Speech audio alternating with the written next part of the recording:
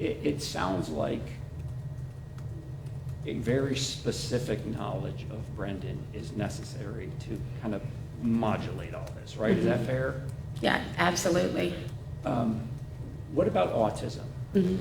When was he diagnosed?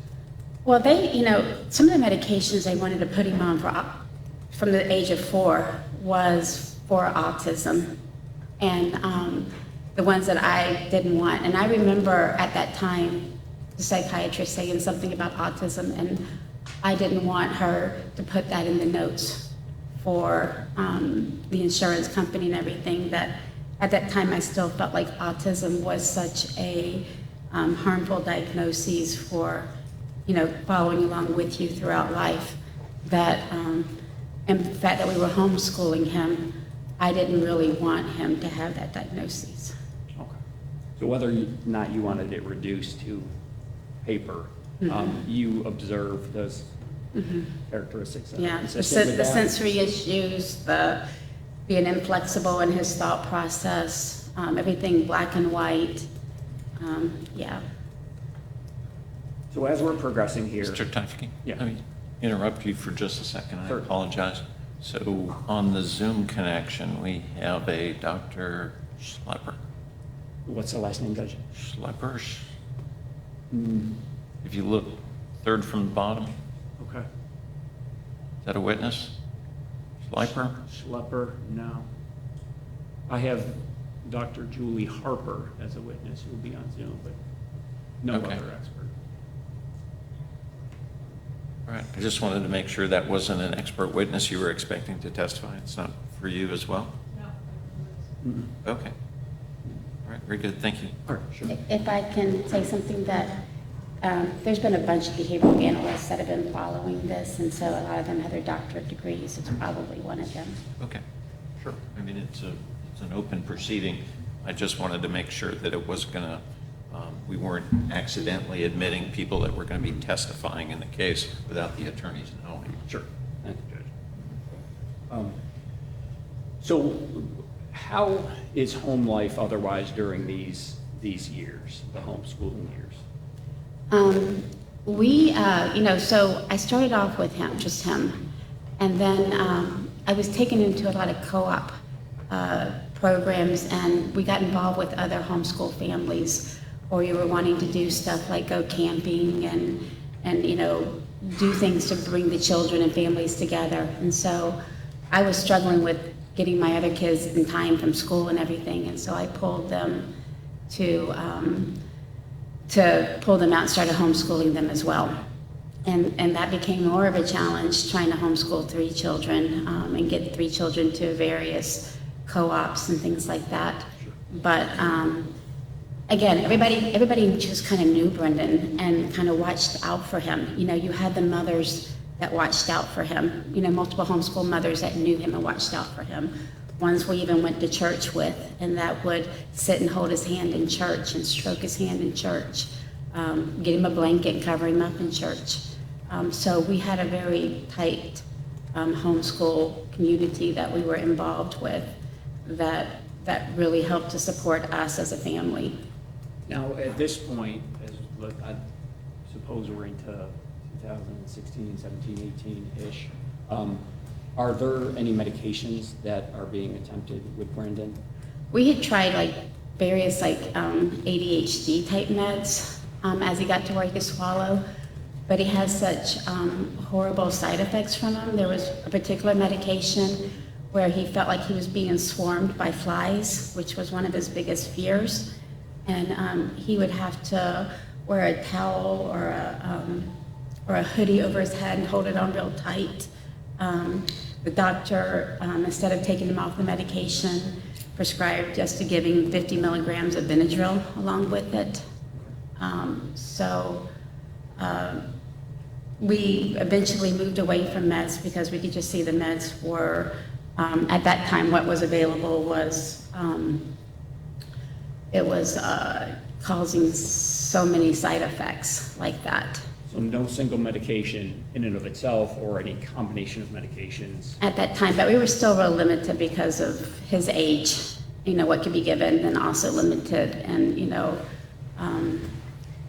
just that when they would try something, he would just have a severe reactions to it. And what sort of doctors or professionals are in his life at this point? Is there a primary care? Is there? He had primary care. He had a psychiatrist at that point. Is there, was he ever prescribed by the psychiatrist any sort of medication, antipsychotic medication, anything like that? Yeah, so in 2017, my family went through major crisis. I had avoided like all of the, the scarier medications that had been recommended until that happened. That my mother, I could feel was dying. I didn't know what was wrong with her. I was trying to figure it out. After months of going back and forth, figuring out she had pancreatic cancer. So I was dividing my week between my parents' home 4 hours away and my home, trying to still homeschool, trying to still help my mom, save my mom. And so she had to have a couple of hospital stays. At that same time,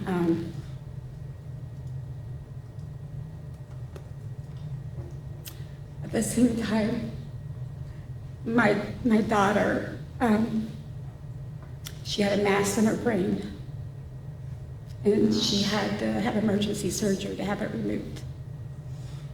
And this is 2018, 17? Yeah, 17, 18, it was all just kind of back to back. And after her surgery, she was more impulsive. And so I agreed to put him on the medications that I had avoided. A lot of challenges on the home front. And it sounds like you're trying to manage the best you can. And some part of that mix is attempting some medications with Brendan. Now, was that to any success or no? No. So with these medications, like you can't just like stop anything cold turkey. Everything has to be weaned on and weaned off. And I saw, when we were going through this and I was calling for Baker Acts because the medications weren't working, I went back and I looked, and over that time period, he was on 17 different cocktails of medications because of all the professionals involved. Wow, okay. That, each time he went into a Baker Act, I asked the psychiatrist, please talk to his psychiatrist out in the community who's treating him, find out what they've used, what they want to try next. And they would never talk to them. I mean, that's just standard, they don't talk to him. And so they would put him on a medication and I would get him out. And sometimes just to turn around and go right back in because it was the wrong medication. But it was constant in and out that year with all these doctors doing opposite of each other. Right. And adding on to each other. And if we're saying medications are not working, what does not working look like? What it looks like is just, being so over emotional, reacting really fast, can quickly go from being happy to being upset. His mood was not stable. Was there also, were there also additional diagnoses at this time of oppositional defiant disorder, explosive disorder, et cetera? It depended on, which every time you go into a crisis state, that doctor would throw on another label. Okay. But those were on offer at this time as well. And it sounds like you're describing there is a behavioral reflection of these disorders, right? Oh, yeah. Is aggression any part of that? Absolutely. Aggression was a part of it. Okay. Do you feel like you've learned a thing or two about these disorders in your... Yeah, and I think I've learned what I was doing wrong and what I can do differently now. That at that time, I was not able to regulate my own emotions, that I was dealing with so much between my mother and my daughter. Right. I was overwhelmed, and I couldn't, when he would ratchet up and he would escalate, my emotions would escalate. I could feel my heart pounding. I could feel, struggling with, how to get the situation in hand, especially seeing as my daughter was recovering and her brain was so fragile, that I was just, I was trying to manage the best I can, and I was failing. And if we're talking narrowly about aggression or anger, or maybe just overly emotional, do you fear that that can be mistaken to someone that doesn't, by someone who doesn't know them, as just aberrant behavior? Oh yeah, because I mean, somebody with autism looks just like you and me. You can't look at somebody and say that person doesn't look like they have autism. And so, and it was another thing, like when it would happen out in public, that, he has 2 white parents and we have a black child, and the fear when we were out in public that, people would think that we're kidnapping him, or that, something, I always had fears. What have you done specifically to educate yourself about autism? Well, I mean, throughout the years, I continued, and like I said, I took classes in therapeutic listening and early on, and did these kind of things. And those things worked with him while he would let me use them with him. I since then, my specialty is not autism as an OT, but I have access to all the courses that therapists and even psychologists have. Okay. And so I've been taking courses. I took a master class in autism. I've taken training in helping your clients with emotional regulation. I've been reading all kinds of books on the polyvagal theory and on internal family systems. So I've been spending my time educating myself further. Does that education, what you've learned about autism, help inform how you view behaviors? Oh, absolutely. That what is going on below the surface, what need is not being met, and what is he trying to communicate? You had mentioned Baker Acts. When was that first done? Those were first started, I believe, in 2018. Now, it wasn't clear to me. Was there a precipitating event, or it sounds like it's in this time frame of chaos on the home front? Were there also events that caused you to do that, or is this some sort of tool? It all blurs together, I'll be honest. Okay. It blurs together. But a lot of it was aggression between him and his sister, Okay. and calling in. So how did it come to pass that you avail yourself of this option of a Baker Act, a mental health intervention? The professionals would tell me, the professionals would say, if he acted out, call 911.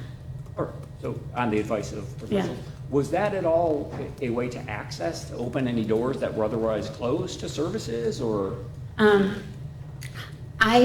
So as it started, I just thought, okay, it would be a medication change, but then as it was going on, and there was more and more medications added in, and these huge cocktails to where he was gaining 10 pounds a month. He had been an average sized kid, and he started gaining 10 pounds a month. And he was hungry all the time. And that had been one of his triggers also, was being hungry. And so these medications made him just starving to where he would just hoard food.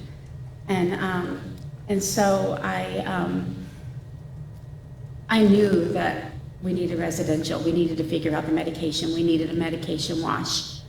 And with the goal of taking him off of all the medications and starting over, because these doctors were just piling one on top of another. And so I was told the only way to get him to residential was to have a paper trail to call every single time he acted out. so we could get the paper trail. I see, okay. So developing some sort of history that could thereafter be relied on by a residential facility and greasing the wheels of admission. Okay. And be sure to say yes or no. That I'm sorry. It doesn't pick up uh-huhs. I'm sorry. I understand. Now, so at this point, were you, and to the extent that you can speak for family members, afraid of Brendan? I was more afraid for Brendan and his sister together, how they were going at each other. And I just I couldn't see a way out with treating him in the home at that time with the medications. All right, so I might have lost the chronology here, but if we're talking like the middle school years, we're still in the homeschool? Yeah, Okay. yes. Is that working It was working. for the Was- same reasons that you talked about before? It's same reasons. There was just as many moms as there were kids everywhere I took him. And so every mom was responsible for her child and making sure that her child was behaving. And so we didn't run into the issues. All right. But, and you hadn't tried the public school again, right? I tried it one time at 8th grade. Okay? And that was at the recommendation of another expert, Okay. To no success? to no success. And we've heard on day one testimony about a residential placement in South Carolina, Springbrook. Springbrook. How did that come about and when? So, we, through the adoption support system that I had, they helped me with trying to get coverage through Medicaid to help him, that our insurance company wasn't going to pay for much of anything, and it was, there was nothing in the state. Okay. And so the only place that both our insurance and Medicaid covered was in South Carolina. We would have liked for him to be closer to home. Sure. But, so it was in South Carolina.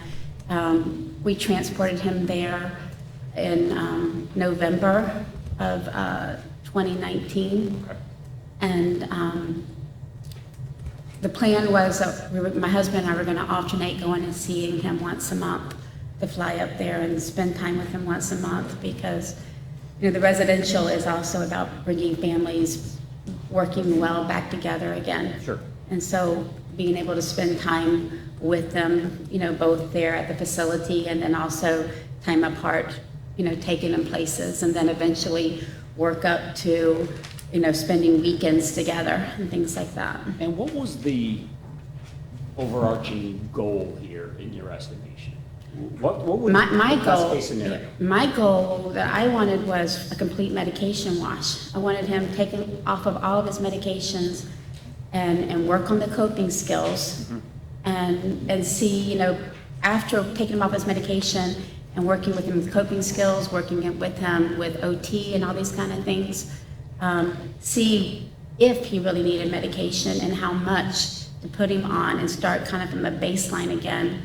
Because, like I said, this kid had gone through over 17 medications that were mixed back and forth before that. And from what you had learned about this facility in the lead up to the placement, did it seem like they'd be equipped to deal with this? I just went based on what my insurance company would say and where to go. That it was an autism behavioral hospital. Right. There were things I didn't think about in the planning of it and everything that later on, I saw why it wasn't necessarily a great placement, Right. but At the time, it at the seemed right? time, at the time it seemed right. Okay. And I'm sorry, I think you said this, the plan on frequency of contact with them was going to be you're alternating with your husband? Going up every month, monthly. Okay, and did that proceed as planned? We started out, but then COVID hit, and Yes. and everything got shut down to where we couldn't go see him. We couldn't spend any time with him. The facility, if you remember, COVID just shut down facilities Right. where families were torn apart and they couldn't see each other. And During that time, a lot of staff was getting COVID, and the clients there were getting COVID. They were being isolated in their rooms. It was just a really chaotic time, and we lost the ability to be with him. Before that, that certainly sounds like a significant point in time, but before that, was there any sort of assessments of his progress, any feedback you were getting? How was he doing? I know, like, I think like in the first month that he was there, they talked about he had a hallucination that he was seeing something and saying, you know, keep it away from me, keep it away from me. I know his behavior was enough to where, though, we could go and take him out. My aunt and I would drive to see him. I flew into Atlanta, and my aunt and I would go and see him, and we took him to the zoo. But again, he always did well when he was with a trusted adult. So it sounds like some degree of progress, perhaps. COVID, that limits your contact, or eliminates family contact. It throws the staff into disarray, and it sounds like it further isolates the people that are residents. Okay. After that, so it sounds like things probably changed. How did it look after that? Did he remain at Springbrook? So the original plan would have been for him to come straight back home from Springbrook had it gone according to plan. Had we been able to go and do weekends and spend time with him, and we would have gotten an Airbnb and stayed with him even for like a week up there, he would have come home. But because we didn't have that, we felt like we needed a step down, so that plan would be for him to step down and then come home. The Medicaid case manager had recommended connecting with APD and using a group home as a step down. Agency for Persons with Disabilities. Yes. So based on that recommendation, is that the next step? Is that where he goes to a group? That was the next step. And then while all that planning was going on and everything, to even further cement that was what was going to happen, my husband suffered a massive heart attack. And we were dealing with his health as well. If we can just back up 1 minute to Springbrook. Do you feel like they ever got that medication combination correct? Or was it still, there's something off about No, he was still off. He was still off. And again, I mean, it was just such a time. I mean, COVID was such a factor in all of this. But no, they never did the medication watch. They never took him off of all his medications. They just added to it. You probably heard the testimony about some behavior problems while he was at Springbrook. Do you have any sense of what undergirds that? Is it medication not being right, or do you know? Objection. I think- She's not qualified to answer that question. Sustained. That was an objectionable question, I agree. So let's go back to the group home, okay? Where is that? The group home is in Palm Coast. Okay, what is it? Describe it a little bit. It's an intensive behavioral group home. He was, when he was assessed, he was level 6, and they were able to accept level 6 clients. What's your understanding of what that means? What's level 6? Level 6 means that he needs the most support, Substantial support? substantial support. Did you concur with that? That sounds right, he needs Yeah. that. I did. You probably heard Dr. Pritchard's assessment of the level of support needed. He handicapped it as low. Do you disagree with that? I absolutely disagree with that. Excuse me, Yeah. objection, she's not qualified to answer that. Sustained. Did Dr. Pritchard interview you as part of his background work here? No, he never reached out. Would you have been available for that purpose? I would have. So ECHO begins The group home begins when? November of 2020. November 2020. And it lasts Until his arrest. Are you visiting him? Are you seeing him in the group home? What's this extent of your engagement with him during this time frame? My husband and I would alter every 2 weeks, that I would go one, and then 2 weeks later he would go. I would go and bring my mother with me. She and I would take him out to eat. We would take him shopping, sometimes back to her house. My husband would take him and get a hotel room for the weekend and spend weekends with him. When we had holidays, we would rent Airbnb for 3 to 4 days, and as a whole family, go together to the Airbnb. It sounds like he was getting along okay at Echo. He was. I don't remember when along the timeline it is, but at some point he's back in the public school system while at Echo. Is that correct? That's correct. When did that begin and why? So when Echo accepted him, and I met with Echo and everything, they told me that he would have to go to a public school. And I was terrified of that. I didn't want him going to a public school, but they force all of their clients to go to public school. And they have like 8 or 9 group homes. So it's a requirement to even be a resident? It is. It's a requirement to be a resident. And they assured me that they worked well with the public school, that they were within 10 minutes if they needed to be called. It took, he moved there in November. It took the school system until March to place him. What were your concerns about public school the same as we've already talked about? It is that he easily is overwhelmed and needed substantial support. Okay. Echo sounds like tries to give you some assurances that say, wait, we have a support team on standby. They did. Okay. So the public school experiment begins when? I'm sorry. In March of 2021. In March, okay. Otherwise at Echo during this time frame, was he doing okay? Is the feedback still decent?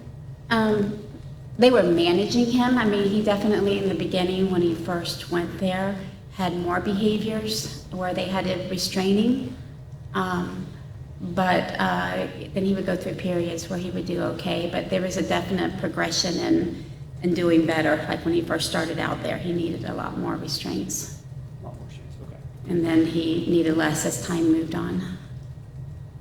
Did you feel that, if he's going to be in public school, did you feel that their assurance to you that they were right on standby, did you feel that that was a very important measure to have in place? Yeah, I even asked if somebody from Echo could go to school with him. My preference would have been as an Echo staff member attending with him, but I was told that wasn't an option. But again, my hands were kind of tied. This is a place that accepted him, and this is what they told me was going to happen. At this point, what about, are there additional medical doctors in his life? Are there additional diagnoses? He had a psychiatrist that met through virtual, because again, remember COVID. So everybody was doing virtual then, so he had a virtual psychiatrist. Echo set him up with a primary doctor.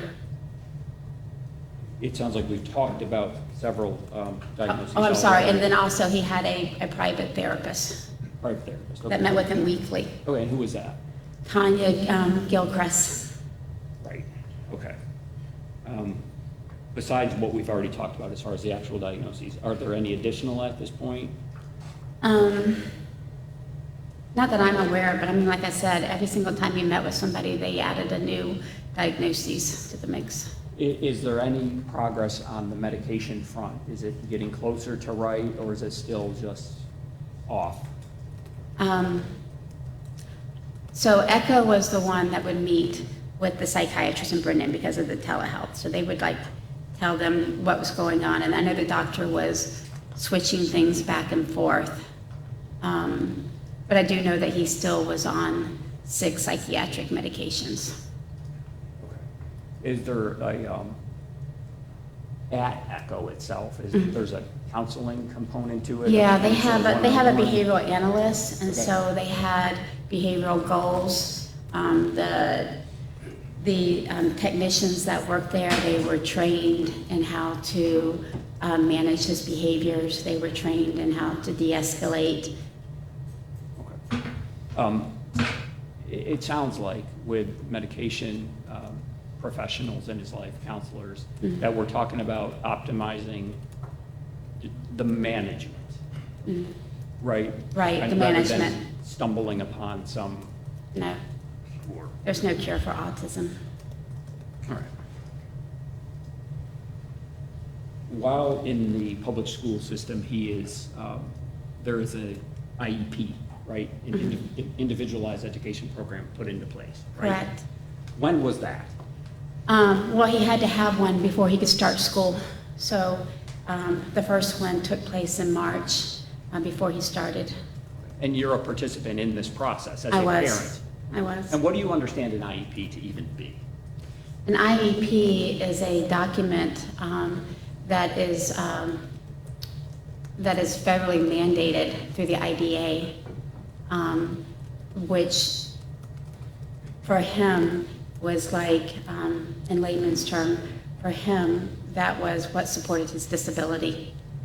And it was documented his strengths and his weaknesses and where he needed help. And then frequently there's a behavioral plan attached to that.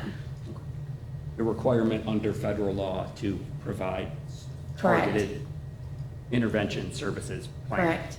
Okay. And the IEP process, because it is individualized, tell me a little bit about the process. You're a participant.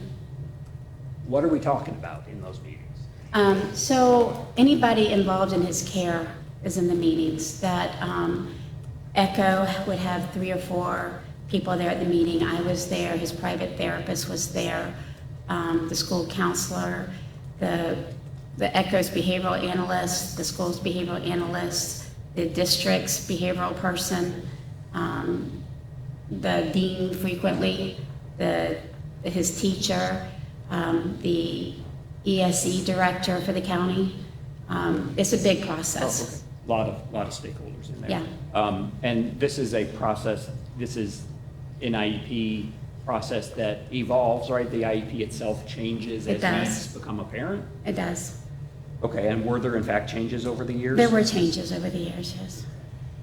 And what are the goals? What's the goal when there's changes? Is it a new need identified, or is it something? Yeah, so it's a minimum of once a year that there's a meeting, and then in between, if there's any issues come up, any changes in the IEP, you have to meet and discuss what those changes are going to be, and it has to be agreed upon and documented. I see, all right. And you're a voice in that, like you said, I am. right? All right. Do you believe that you were heard? I mean, did what you, was what you offered accepted? Was it placed into the IEP? So, I expressed my concerns about him attending public school. I was assured that they had all the techniques to work with him. They had, specialized skill training, that they assured me they would be able to meet his needs. In your estimation, what was most needed? I guess just big picture. What was most needed from a behavioral standpoint? Objection, Judge, she's not qualified to answer that. Sustained. What were you certain to mention in the IEP meeting so that it was included? I have always been very open and upfront with the issues that Brendan was going through. I informed the school of his verbal and physical aggression. I also told him about all of his triggers.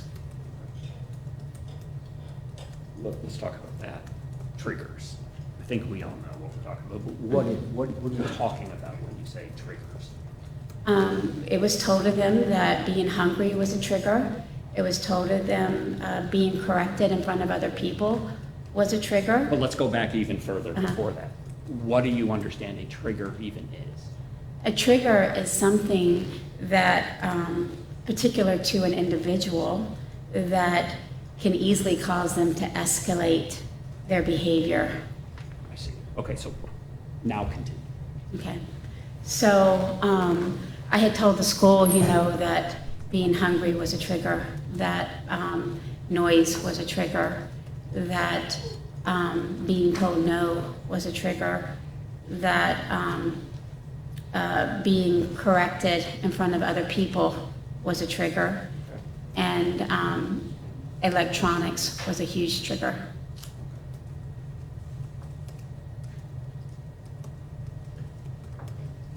And the IEP in turn seeks to take into account what triggers are and approach them from a certain angle? That's correct. There's also a behavior plan. I don't know if it is in the IEP or it's incorporated into it, but that's part of this, correct? A separate document. It's a separate document as part of the IEP. Okay. And are you part of whatever process produces that document? The school's behavioral analyst is the one who formulated the document, and then we had to read it and agree to it. Okay, so you've read it, you're aware of its contents? I am. Right. And were there also multiple behavior plans? There were. Throughout? As time went on, yeah, if a new behavior needed to be addressed, then they would call a meeting and add it to it. And you said one thing, you said everyone signs it, but I didn't catch what the everyone was you were referring to. So everyone is the IEP team, which, typically is somewhere between 14 and 16 professionals. Okay. They have an opportunity to review it, That's and correct. in fact, must review it, because Correct. they're signing it, right? Correct. All right. I think you just talked about what you believed were the most important aspects of this plan, by virtue of the things that you were talking about, the things you were most concerned about, right? Correct.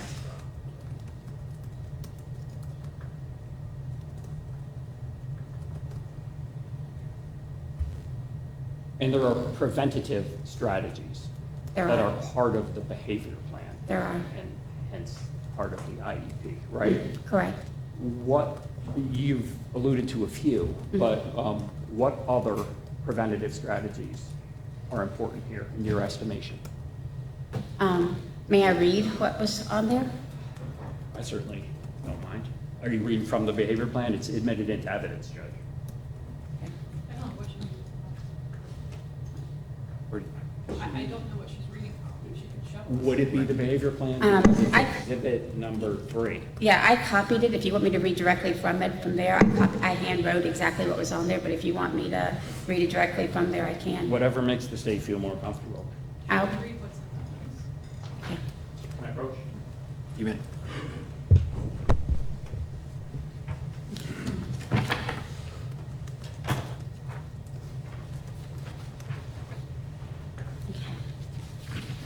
All right, I've handed you the aforementioned behavior plan. You- Preventative strategies we're talking about. Preventative correct? strategies. Use humor with Brendan and build a positive rapport. Avoid negative corrective statements even after behaviors targeted for reduction have occurred. Do not talk about his behaviors in front of him. Avoid correcting, reprimanding, or redirecting Brendan in the presence of peers, as student has a history of becoming verbally aggressive and defiant when approached this way. Emphasize with Brendan, I can see you're frustrated. Is there something I can help you with? Do not take comments personally and use plan ignoring. Use a token economy and allow him opportunities to earn tokens. Remind him of the strategies he can utilize to cope before transitioning into activities and locations. Example, remember, if you need one, you can ask for a break. Reduce transitions across school setting into locations such as the cafeteria as peers easily trigger severe behaviors. That is just a few of the 25 that were on here. Okay. Well, oh, here's another one here. Utilize a calm, neutral tone of voice when communicating with Brendan across all settings and situations. You believe these to all be important directives? Absolutely, absolutely. And is your assessment of their importance based on your firsthand experience with him and employing those strategies? It is. And for the times that I didn't employ those strategies.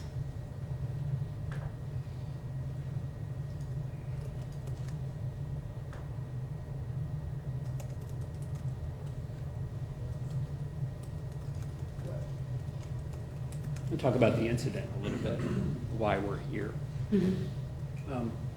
There's one aspect of it first. You saw were you here when the video was played, the body-worn camera? I was. And did you see and hear Brendan being quite upset? I did. Okay. Have you ever seen him like that before? Ever seen him use profanity, be that upset? I've seen him use profanity when he's upset, and I've seen him say things like, I'm going to kill you when he's upset, all very transient. Do you, if you've experienced this before, something like this before, let's start with, I'm going to kill you. I'm assuming that was never followed through on, right? Never. Do you view it as part and parcel with these disabilities we're talking I about? do. I mean, it was, She's not qualified to answer that. Sustained. There's a manifestation meeting that's held in the wake of this, is that correct? that's correct. What is, for starters, your understanding of what a manifestation meeting is? My understanding is that when a behavior occurs in the school that a typical student could stand before discipline for, possibly suspension, expulsion, that if a student with an IEP and a disability, there is a manifestation meeting where all of the team members come together and discuss the incident, discuss his behavior and his responses, the staff's responses, to determine whether or not the behavior was a manifestation of his disability. Because if it is a manifestation of his disability, the school cannot expel. And all the aforementioned persons that we talked about, they're all part of this as well, There were 14 professionals in that meeting. the manifestation meeting? Yes, there were. And when, just roughly, was that held? That was held, I wrote it down. I believe it was the 23rd Of February, Okay, a couple of days after the incident. That's what I was getting at. Yeah. Shortly thereafter. So is there discussion in the manifestation meeting of how the events unfolded? Like, who's? There was, Okay. all what had occurred. All right. And who is there a chair? Is there someone who's leading that discussion, or where is this information generally coming from? I don't recall who chaired it. It's in the documents. But I just know like the people that were present.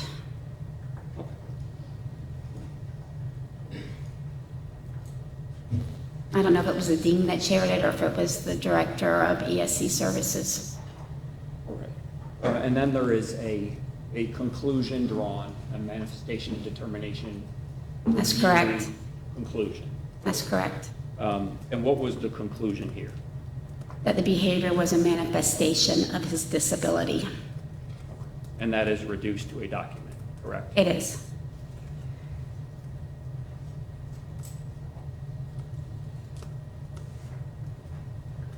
Was there, to the extent that you can recall, specific discussion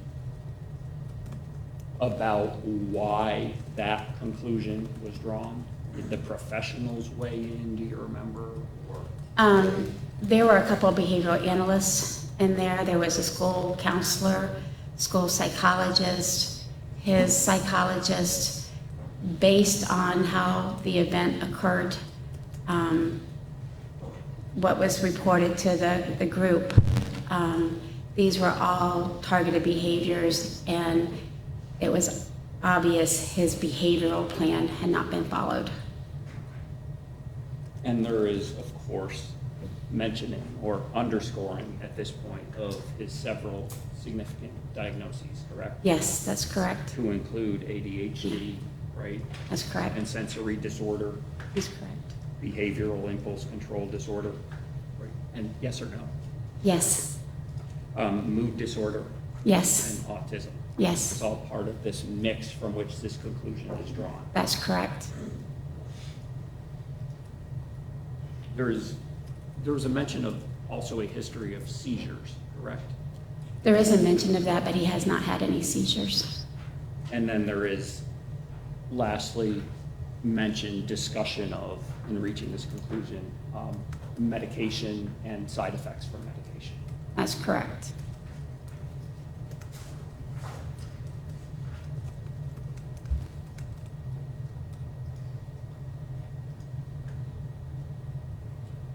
Do you have any way of assessing his emotional maturity? Objection, she's not qualified for that either. She's not a psychologist, she's his mother. Sustained, you restated.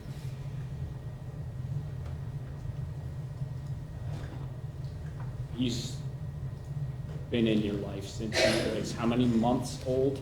5 months old.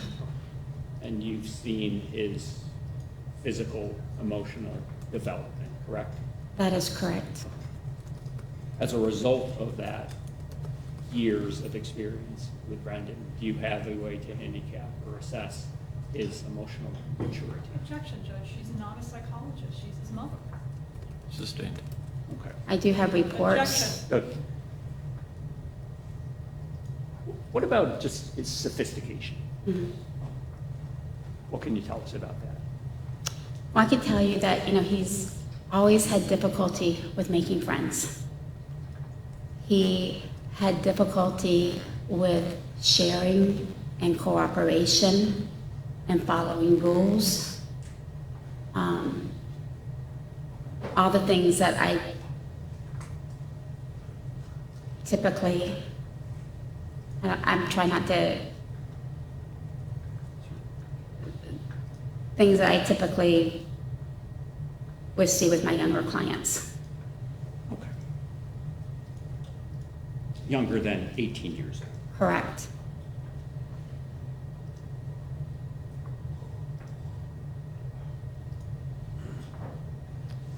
I worked with mostly birth to 3 up to 8. Judge, there's not a question at hand. Okay, stay, please. Has anyone, since February of 2023, has anyone reached out to you about this case? Lots of people, What's lots? hundreds of people across the country. I've had behavioral analysts. I've had people in education, especially special education, reach out to me, families with children with autism. People, it sounds like they know a thing or two about the topic. They do. Some of these, of course, have already been submitted as an exhibit, but do you find that there's been a lot of support coming your way? I've had a lot of support from the autism community, from the from behavioral analysts, and from the special ed community.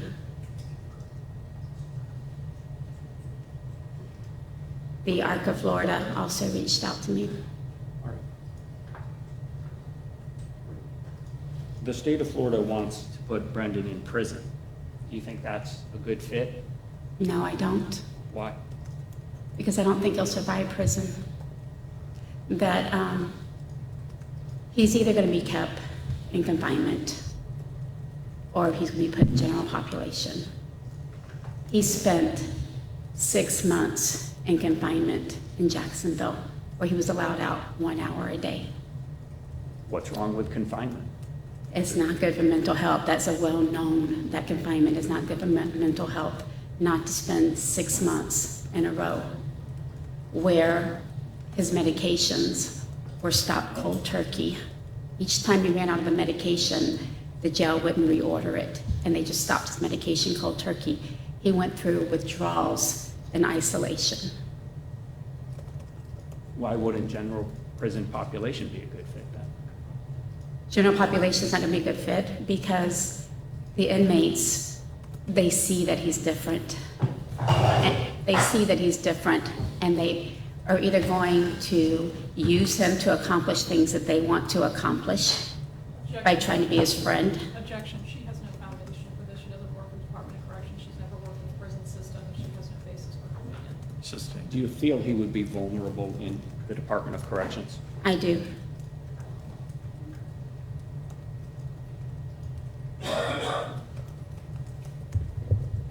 You heard some testimony from the first state witness, Suzanne Klein. You were here for that, correct? I was. Personnel from the Department of Corrections. I was.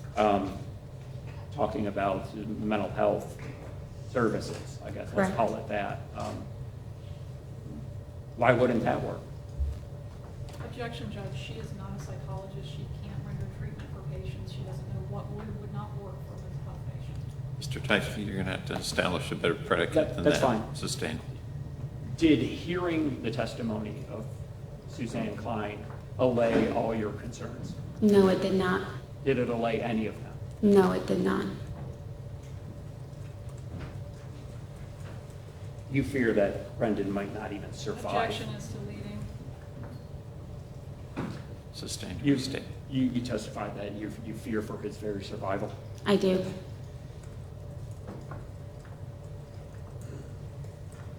The judge has an option here of committing him to the Department of Juvenile Justice. Are you aware of that? I am. Do you feel differently about a commitment program to the Department of Juvenile Justice as opposed to prison? I'll be honest that I've researched prison a lot more than I have the juvenile justice. I'm in Facebook groups with families of inmates, so I understand that system a lot better than I do the juvenile. Okay, fair enough. Have you made any efforts to explore community-based options? I have. What type of efforts have you made? I got a list of APD group homes, and I started calling to see if there was one that would be willing to take him. Okay. I reached out to residential facilities to see if there was any residential facility that he would be a fit for. Let's stick on group homes for 1 okay. minute. Any luck there? Yes, I found an intensive behavioral group home 20 minutes from my house that has agreed to take him, who says that they have a bed for him Available when, though? now. Okay. And this is in the, on the west coast? It Of is. Florida? It is. Tampa area? It is. With an awareness of Brendan's needs? Yes, they've screened him. They've met with him online. They've talked to him. They, I believe, I'm not positive, but I thought they had talked to his tutor. And then they've talked to me, and they know all of his needs. Okay. And Brendan has been in custody since February of 2023, so That's correct. 18 months or so. That's correct. Okay. Have you explored any transition type options moving from incarceration to community-based? I have. Okay, and I think you started to talk about this. What were those Yeah. efforts? So there is a residential facility in Florida through Flyland where they've agreed, they've sent me an acceptance letter that they would accept him. And then if need be, after that, they have another facility in New Jersey that is a partial hospitalization program where he would live on campus. They also will take him. And then another residential facility, Onyx, has agreed to take him, Okay. along with, there's another program called Harmony that is matched up with them. Harmony? Harmony. That's some sort of, Harmony Recovery Health, I believe it is. that's some sort of offshoot of Onyx? Is there Yeah. anything there? Well, they're not together, but the person who set us up with Onyx is also setting us up with Harmony. These, to my understanding, though, at least from a residential aspect, are short-term, is that right? Like 6 to 8 weeks. If, And then the hospitalization, partial hospitalization could be months. so if Brendan were given an opportunity for a community-based sentence, you talked about a group home that has committed to him. That's correct. What about returning home? That didn't work at some point along the way here, so is that an option? It's definitely an option. We want him to come home. Okay. What's different? One is we're not in the crisis that we were in before. Things have kind of settled down a little bit. My daughter doesn't live at home anymore. I've taken more classes, and this last year and a half, I have walked through so many fires, and I've come out stronger to where I talk to Brendan every day. And when Brendan and I talk, if he's upset about something, he calms down by the time we get off the phone. The periods when he was in jail, when there were some behaviors, were periods where he was kept away from me, that he didn't have access to a phone for weeks. And that was when some of the behaviors occurred. I feel like Brendan and I have such a bond, and that I think that Brendan will do well with me. He'd be welcome home at this He point. would be welcomed home. How else might that be structured? What other adults would be in his life? My husband is there, as well as my 24-year-old son. And my husband and I both work from home. Okay. So if this were structured as a community control, which is like a house arrest, which is house arrest, excuse me, could that work? It absolutely could work. That, like I said, my husband and I both work from home. We have another man that has been in Brendan's life since this happened. He's a school resource officer. He lives 15 minutes away from us. He also will remain a constant in Brendan's life. We have Is that, before we move on from him, is that Jerome Powell we're Jerome speaking Powell. about? Mm-hmm. Okay. We Who else? have Tara and Rob Ferry that are here with us that live in our neighborhood. They have a son with autism, and they are also a support system. Rob, he educates, or he tutors students in computer science. He's offered to work with Brendan. So far, these aren't just hypothetical adults in No. his life. They're in. They're in his life. He talks to Jerome pretty much daily, Okay. sometimes multiple times a day. You're familiar, of course, he's working locally in the school with his teacher, Eugene Lopes, I correct? am. Mhm. Would there be any continuing engagement there possible? I would hope so. I hope that Gene will remain in our life forever. Any other adults there that could have some sort of meaningful impact here? We had Peggy and Doug Harward that were here last time Okay. that helped with homeschooling Brendan. They also are a fine Christian family with strong faith who couldn't be here today, but have written a letter in support of Brendan, and that they also will remain in his life. Everyone will be part of this apparatus. if it comes to that. Everybody wants the best. My entire family is here supporting us. Let's go back to Jerome Powell for a minute. Is that also a placement option? Jerome has offered to take Brendan. He wants to take Brendan. He feels led by God to be in Brendan's life. Jerome has worked as a paraprofessional and he has worked as a school resource officer, and he has a son with autism. He's married to an RN. They have committed to being in Brendan's life. Do you feel that this number of people, and perhaps more, this number of people can allay any concerns for public safety that might be held? I think we can, because Brendan's always going to be with one of us. He's not going to be out in public on his own. He will be with one of us.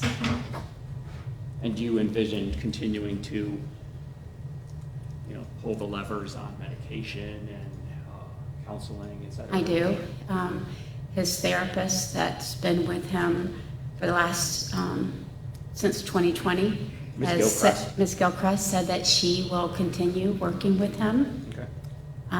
She's talked to him a couple of times on the phone since he's been in jail, and she looks forward to working with him. And she's a therapist? She is a therapist. And that's her willingness to engage is based on knowing everything and having... No, she knows, yeah, she knows everything, that she's also my personal therapist.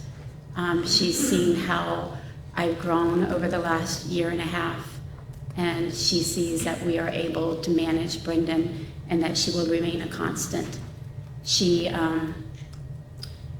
is a wonderful woman that is available at a phone call.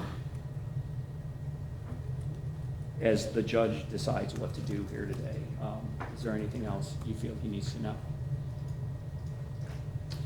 Brendan has, he's had a hard life. He started out as a foster care baby who struggled, and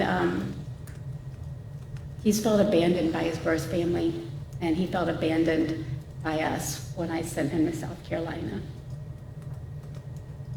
He struggles with autism and behavioral issues.